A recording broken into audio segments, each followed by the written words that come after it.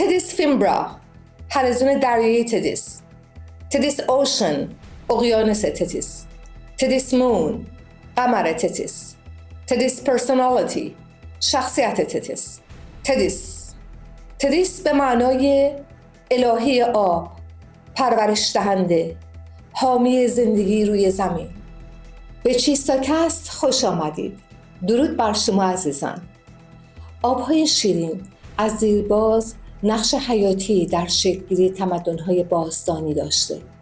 این عنصر ارزشمند نه تنها برای کشاورزی و تأمین نیازهای روزمره ضروری بوده، بلکه بنا به فرهنگ و باور ایرانیان باستان به عنوان نماد پاکیزگی، زندگی و باروری شناخته می شود. اهمیت آب در زندگی مردم چنان بود که بخش مهمی از این آیین‌ها و رسوم باستانی حول محور تقدس و احترام به آب شکل گرفته بود و معماری‌های بی‌نظیری از جمله آبانبارها و قنات‌ها جهت حفظ آب طراحی و ساخته شده بود. آناهیتا، ایزدبانوی آبها در اساطیر ایرانی، در آبان گشت به عنوان ایزدبانوی شکوهمند و قدرتمند توصیف شده است. او در حالی که در جایگاه آسمانی خود قرار دارد، سرچشمه دریای کیهانی هم هست که بر عرابه‌ای سوار است. این عرابه توسط 4 اسب کشیده می شود که هر کدام نماد یک عنصر طبیعی هستند: باد، باران، ابر، تگرگ. این اسب‌ها هم رنگ، هم نژاد و بسیار نیرومند توصیف شدند و سریعتر از باد حرکت می‌کنند که نشان دهنده قدرت و سرعت آناهیتا است. آناهیتا با لباس‌های پرچین و زرین، تاجی 8 پر مزین به گوهرهای درخشان و زیورآلاتی مانند گوشواره‌های 4 گوش زرین و گردنبندهای گرانبها آراسته شده است. او همچنین کوزه‌ای در دست دارد که از آن آب جاری است، نمادی از نقش او به عنوان ایزدبانوی آب و باروری. او تخمه مردان را پاک و زهدان زنان را برای زایش آماده می کند. این تصویر کلی از آناهیتا او را به عنوان ایزدبانوی قدرتمند، زیبا و فرهمند نشان می دهد که بر نیروهای طبیعی تسلط دارد و زندگی و پاکی را به ارمغان می آورد. در دوره هخامنشیان و ساسانیان معابد باشکوهی برای بزرگداشت این ایزدبانوی قدرتمند ساخته شدند که هر یک آینه‌ای از عشق و احترام مردمان آن زمان به او بود. معبد آناهیتا در کنگاور با عظمتی خیره کننده نمادی از پیوند زمین و آسمان است. مردم از دور و نزدیک به این معابد می آمدند تا در سایه لطف آناهیتا برای آبادی زمین‌هایشان دعا کنند و از او بخواهند تا زندگیشان را با فرزند و برکت فراوانی دهد. در فرهنگ باستان ایران، آناهیتا الهه آب است. در یونان باستان، الهه آب چه کسی است؟ افسانه تدس.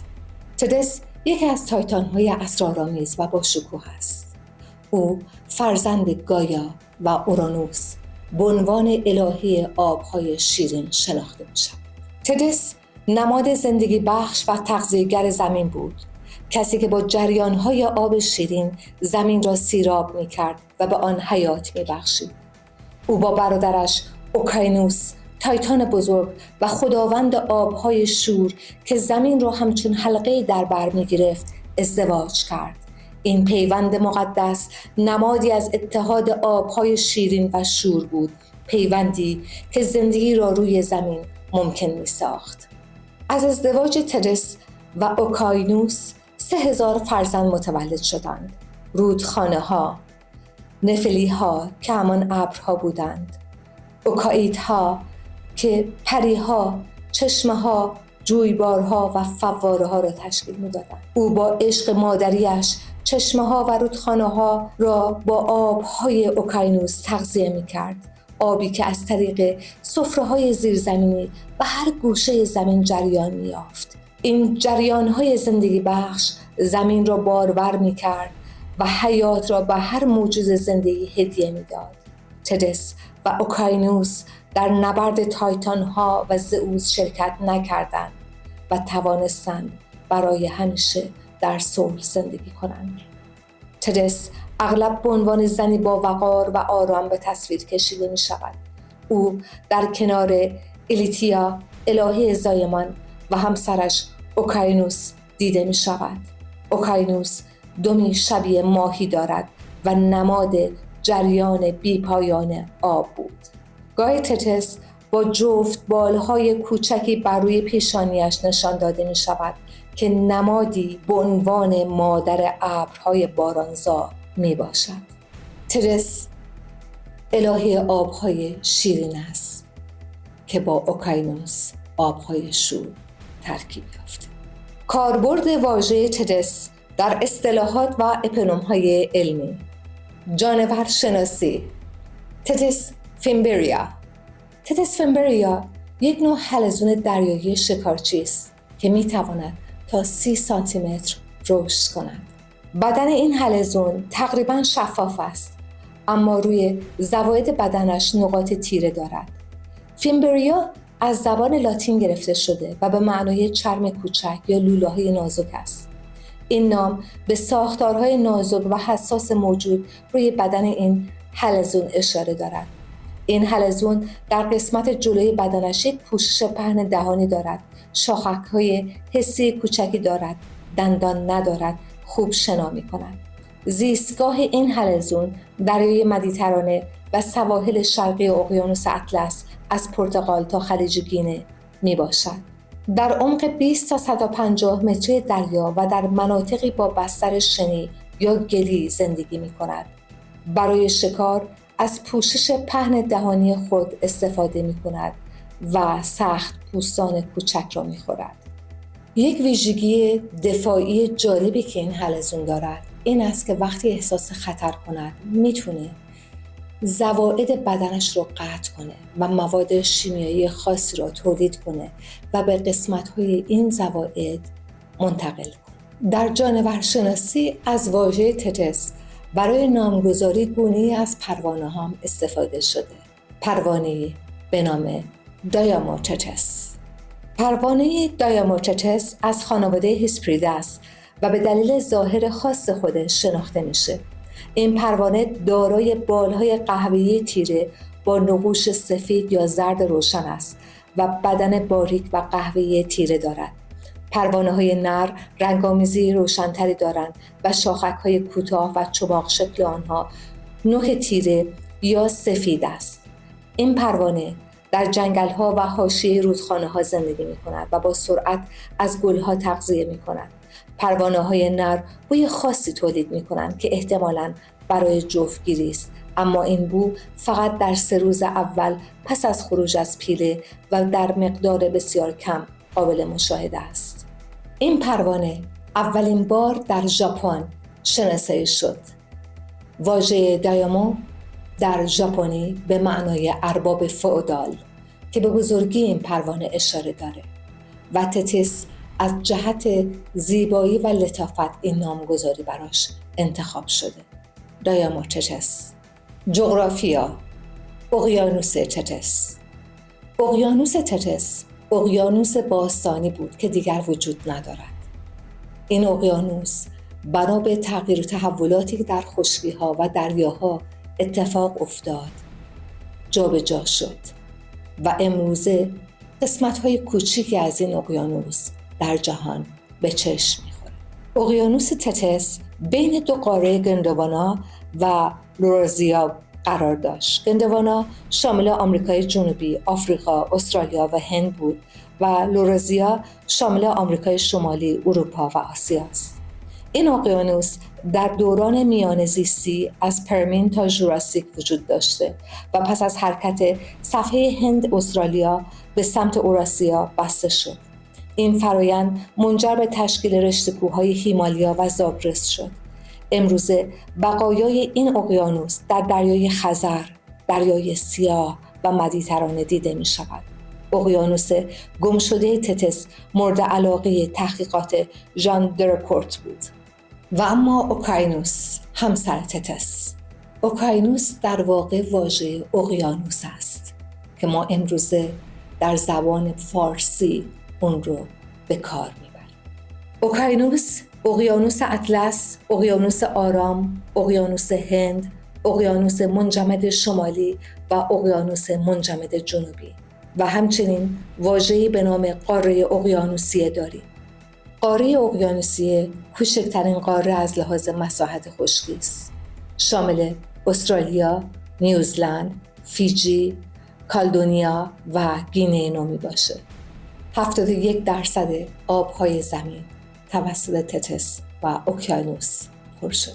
نجوم، قمر تتس.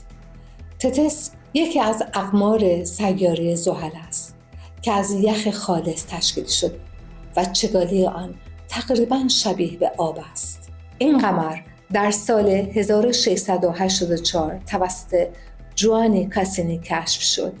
تتس به دلیل بازتاب بالای نور درخشان است. این قمر دارای دو قمر کوچک به نامهای تلستو و کالیسپو می باشد. در واقع تتس و این دو قمر در یک مدار قرار دارند. تلستو نام دختر تتس است و کالیسپو پری دریایی است که در برخی از روایت‌ها دختر اطلس تایتان می باشد.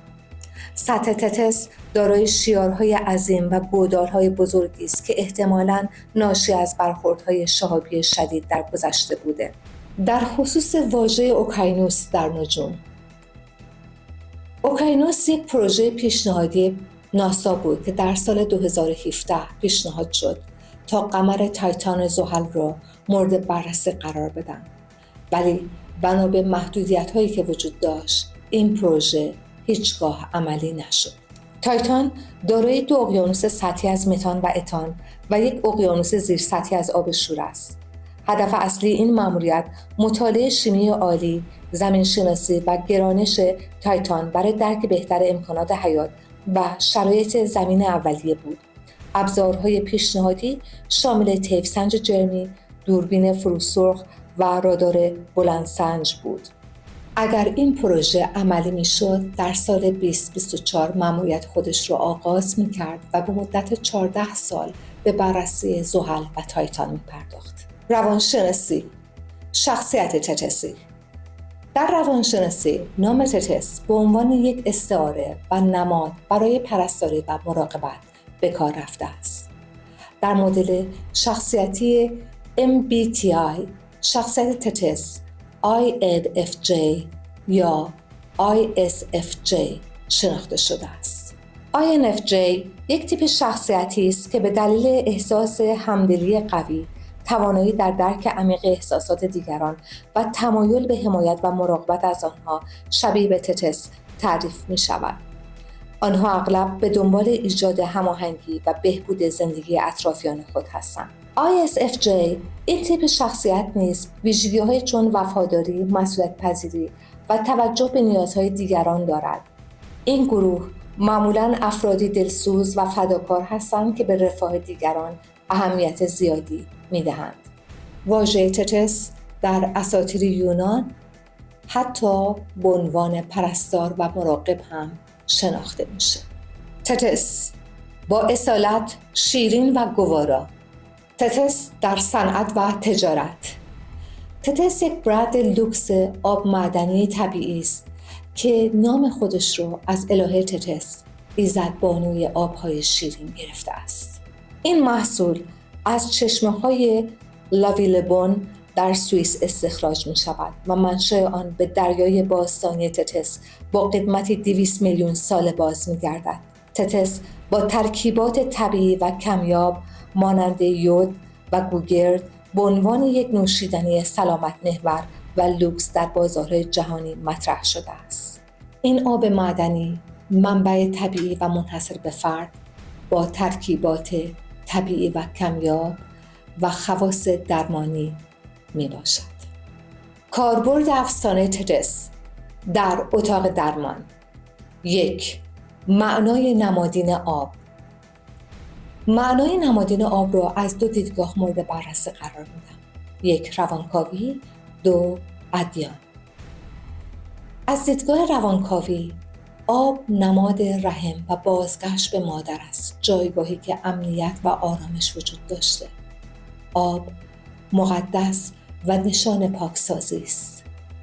آب نشانی از تولد دوباره است و به عنوان زنانگی و زندگی شناخته می شود. برای بررسی روابط بین مادر و فرزند و نیازهای عاطفی که وجود داره، آب نشانگر این پیوند است. و از دیدگاه ادیان، آب پاکسازی معنوی رو به همراه داره. غسل تعمید در مسیحیت، آیین طهارت در ادیانی چون اسلام به صورت وضو و غسل، همچنین تقدس و شفا بخشی رو به همراه داره. ما آبهای مقدس رو داریم که ادیان براش ارزش شفا قائلن. رود گنگ برای هندویزم و چشمه زمزم برای اسلام. 2. آببازی برای کودکان و بزرگسالان، تفریح، آرامش، سلامتی.